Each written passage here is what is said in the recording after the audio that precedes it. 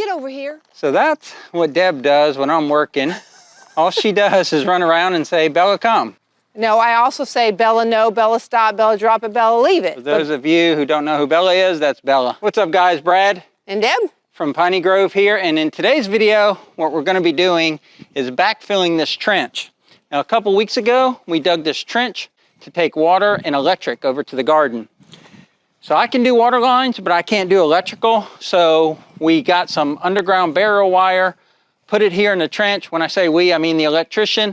And he came off of the electrical panel inside the pole barn, and now we have electrical and water out to the garden. And today what we're gonna do is take the Kubota L3901 and backfill this. I was thinking about taking our mini excavator and kind of pushing the dirt in there and packing it real good, but I think the tractor will do a good enough job. So another project begins.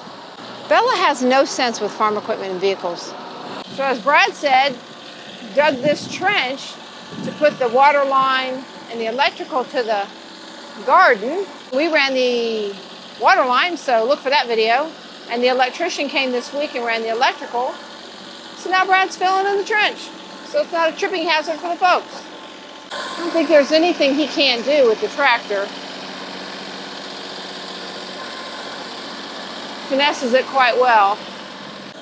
Tractor's like an extension of his body. He's been on one since he was 8. The tractor is not an extension of my body. I think a monkey may be able to drive it better than me, but I could get some things done. Can't believe Bella's actually standing still. She's run probably about 3 miles since we've been here. Maybe she's a little tired, but I cannot believe she's actually standing still. I'm glad we got this on video. I don't think it's going to take him long at all to fill in this trench. A lot quicker to fill him in than it is to dig him out.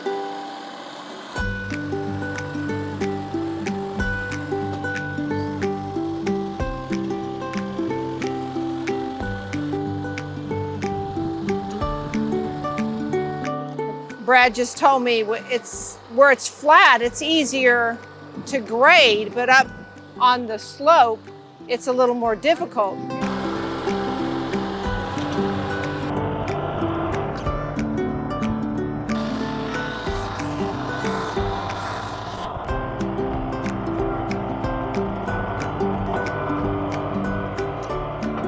All right, so I had a little trouble up there on the hill because the tractor's not flat. So one side of the bucket was digging in more than the other. So I think the excavator was actually the better tool to swipe that dirt into the trench. But I got most of the dirt in the trench. I'm gonna pack it in with the tire on the tractor and then come back and kind of pull the rest of it in there. There might even be a little bit of rake work involved because I want to get as much of that dirt in the trench so the grass that's under the dirt will grow, and then I'll throw some grass seed on top of the trench. So there's a story about Bella in here. Should we tell that story? It's a very sad story. So Bella is a bird dog, a Brittany Spaniel, and they're trained or they're genetically bred or whatever to find quail. I mean, that's their whole purpose in life. And we don't quail hunt, but we do have quail out here in Piney Grove, so Bella's always going crazy going after them. And then earlier today, well, I'll let Deb finish the story. So sad. So Bella had her nose to the ground and she was going nuts, and oh, this is nice. She's actually sniffing and I'm not running 5 miles. And she was on the trail of something. I thought maybe the deer that had walked through, or a bird or a bunny. And all of a sudden she flushed a quail, and that's the first time I have seen her flush a quail. So she flushed the quail, and that was good. And then she kept sniffing, and I thought it was because she smelled where the quail was. And then all of a sudden she snatched something. And I got her to drop it, and she had a baby quail, a little teeny baby quail. And we grabbed it from her and got it, and unfortunately, poor little baby quail didn't make it, so R.I.P. baby quail. So that's the second thing that Bella's got. She actually got a rabbit at our house, and now she's got a quail out here at Piney Grove, but that's the instinct of her, so we really can't fault her for that. But we did do everything we could to try to resuscitate that baby quail, but it couldn't make it.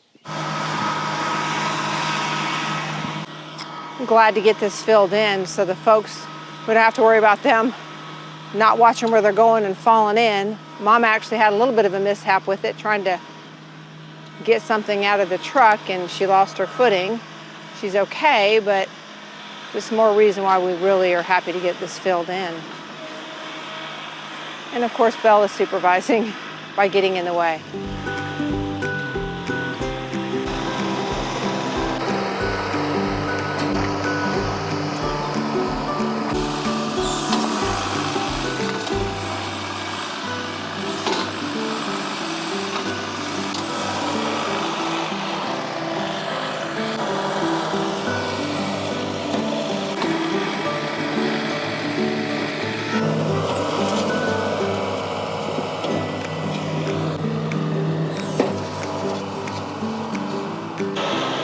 Packing her in with the tires.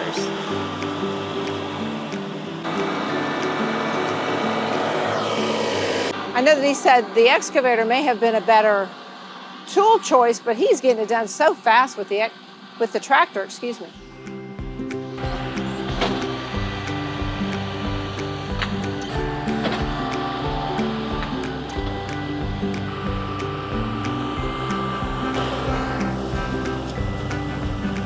And just like that, she's that far. Side note, that's where our house will be. So he's still got to do here, right next to the shop. That's gonna pose a little challenge. So using that blade of the tractor, I was able to pull the dirt from the hillside into the trench and pack it, and it's packed pretty good. And leave a comment down below. Every time I fill in a trench, there's never enough dirt. Even if I get it all out of the grass, there's never enough dirt to completely fill the trench once it's repacked. I got it packed pretty good with the tractor. I think the best thing to have done was to get the excavator in here, because this first 20 or 30 feet I did a couple weeks ago and just swept it with the side of the bucket, and the grass that was there already is coming up through the little bit of soil that's left. You can see down here that the tractor bucket actually scraped away some of that grass here on the left side. So it should come back up. It's pretty strong grass, it's Bahia grass, but it's not as clean as it is back there by the camera. But there's a hole there, a hole here, and then there's a big hole right here. So when we did our driveway dig, we dug up all the organics off the top, and we used some of it for the garden. So I'll get a bucket of dirt and fill in these holes and backblade that. So that'll get this part of the yard back in shape. And like I said earlier, I'll put some grass seed in there. Got some, what we use is Pensacola Bahia or something called Riata Bahia grass. So we'll seed that. So that's all good. We can fix that pretty easily. The part that's a little more difficult is up here by the pole barn or my dad's shop here. And you see that nice pretty red sheet metal. I don't want to put that brush hog into that. So I've been careful. It's really messing up my angles to have that on back. But I hate changing out 3-point equipment, so I left it on there. But now I got to do that last stretch right in front of the roll-up door in front of the shop. And if you go back to the video where I used the excavator in there, it was real tight quarters. But the excavator, you can be more precise. The bucket doesn't start pushing until about 2 feet back. The lip is 2 feet from the front of the bucket. So I guess I'm going to have to attack this sideways. I'm just assessing to make sure I have a good game plan. Where this lump of dirt is right here, I've got this door open, so it don't matter if I come in this way a little bit, but I got to be careful on either side of this door to make sure I don't hit the walls. So I think I'll push this dirt in as much as I can right here, and then I'll go from the camera to me and backblade it out that way. I think that will work. I'm trying to eliminate as much shovel work as possible.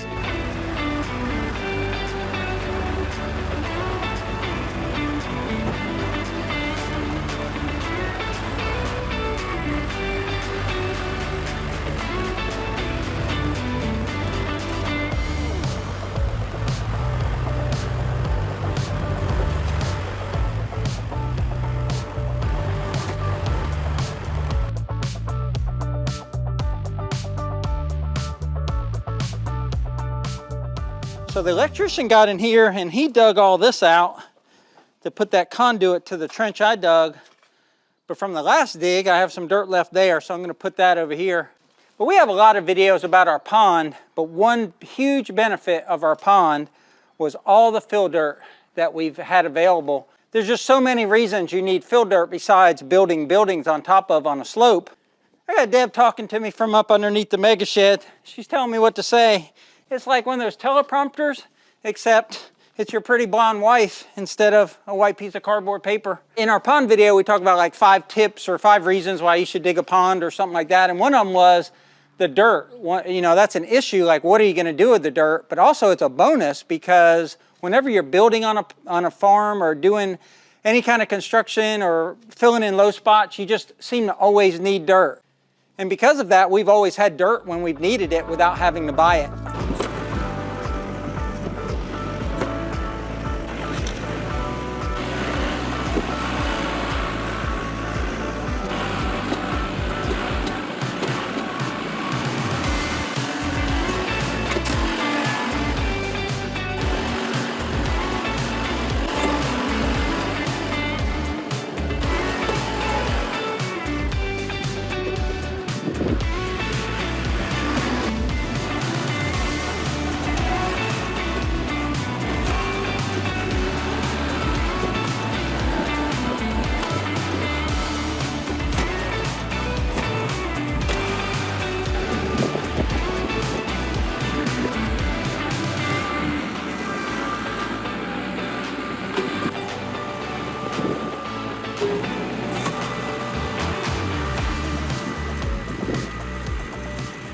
I dumped 2 extra loads of fill dirt on here and pushed it and packed it in, and I still feel like there's some low spots. Where does the dirt go? I just don't know. So this is the spigot we put in, and you can see we're all filled in, back bladed and somewhat level and ready for grass seed. Up here by the pole barn was a problem spot, and that's because I have an angle that goes this way and an angle that goes this way, and then it's flat over there. So there's 3 different angles working against you. But I got some extra fill dirt in here so we have a smooth transition up into the landing of the door, and you can see I've got that the way I want it along the front of that roll up. So the final plan is to line from the mega shed over here to the pole barn with railroad ties, and the same thing over there to the driveway, and have this big gravel driveway in front of the mega shed and the pole barn, and also the ramp going up to the mega shed.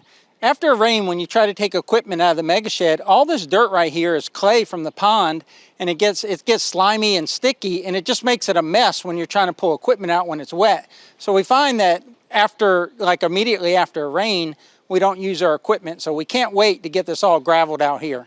I can't believe how long this job took to do. I thought this would be like a 30-minute job, but like everything we do out here at Piney Grove, nothing's easy and nothing's quick.